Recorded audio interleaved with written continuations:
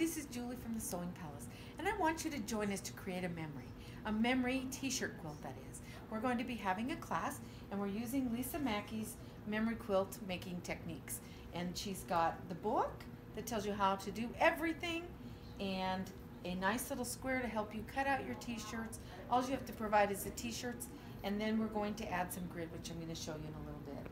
So what's nice about this method is you're going to take your grid and put it on however you want to.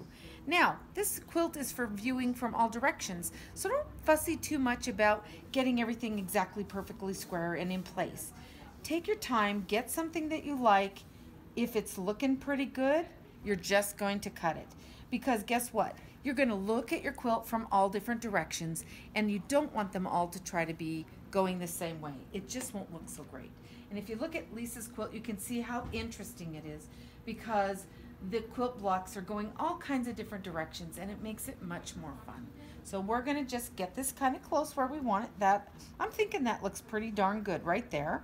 And we're going to start with our nice sharp rotary cutter, and we're cutting through both layers of the t-shirt at the same time. Now that kind of works out good actually if you have a quilt that you're going to have to do some little filler blocks in, and it stabilizes a t-shirt, making it much easier to cut. So that's kind of a nice reason to be able to do that. So we're going to go ahead, cut all of those pieces. A little heavier weight t-shirt is probably going to be much easier to cut than something thinner.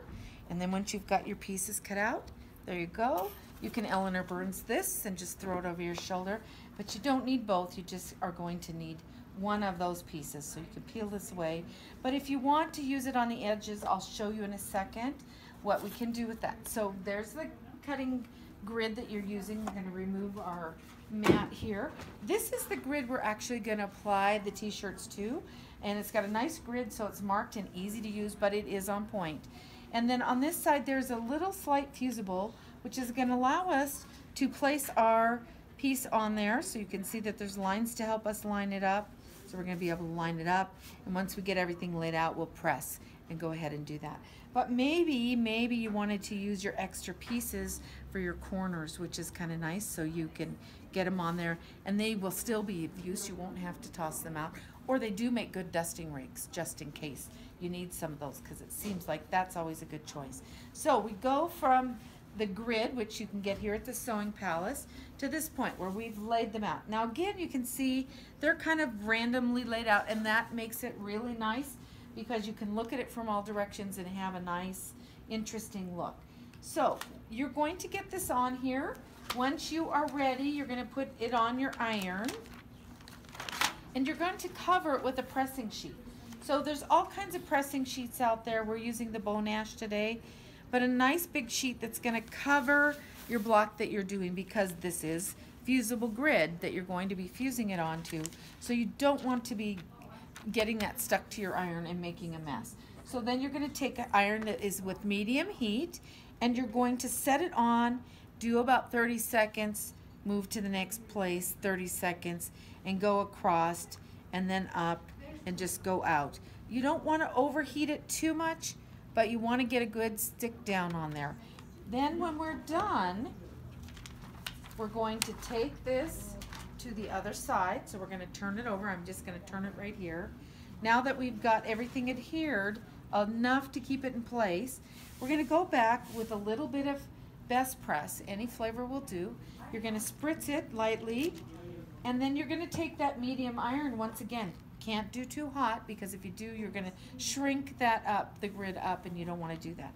Then take that medium iron, and with that steam, you're going to get a nice press together and a nice hold on your block. So that's going to give you a really nice connection there and a really nice finish, so it's going to stay in place while you begin the next process. So once you've done all of your pieces for your t-shirts and your edges, we're going to go to the next part, and that is adding your sashing. So you're going to choose the sashing of your choice, and if you decide you'd like cornerstones, you're going to put them in at this time. If not, you're going to cut your pieces to match that 10-inch square. This is a 10-inch square, so 10-inch strips that you'll be cutting, and place them whether you do a sashing or not, either way. And you're going to press those on as well using your pressing sheet. And when you're done, again, turn it over to the back and repress it. Now, that pressing is super important because if you are not doing that properly, when you get to the end of the quilt, you're going to struggle with this a little bit. So at this point, you can see we've started to sew it together. So I want to just show you gently what we're going to do. And I'm going to do it on this one here first, sorry. So once you have a piece together, your rope matched and ready, you're going to fold this over. And the nice part is this is going to create a nice solid line, and you're going to use about a 3/8 inch seam allowance to sew this. And then when you press, you want to be sure to press to the sashing, not to the t-shirt, but to the sashing. The t-shirt fabric is thicker, so it's not going to press as nice. So when you're doing the sashing, which is usually a cotton or something like that, it's going to press a little nicer and crisper for you. It's very important when you come to the finishing product of this. So you're going to sew all one direction, the whole quilt, and then you'll come back and you'll fold and sew the other direction. Now this one doesn't have the stuff there yet, but just for purposes that you can see, you're going to fold it right along that grid. See how nice that is? It just lines up, and take that seam stitch, and you're going to get a really nice finish on there. And the best part is, once you have sewn all these, all your seams are covered.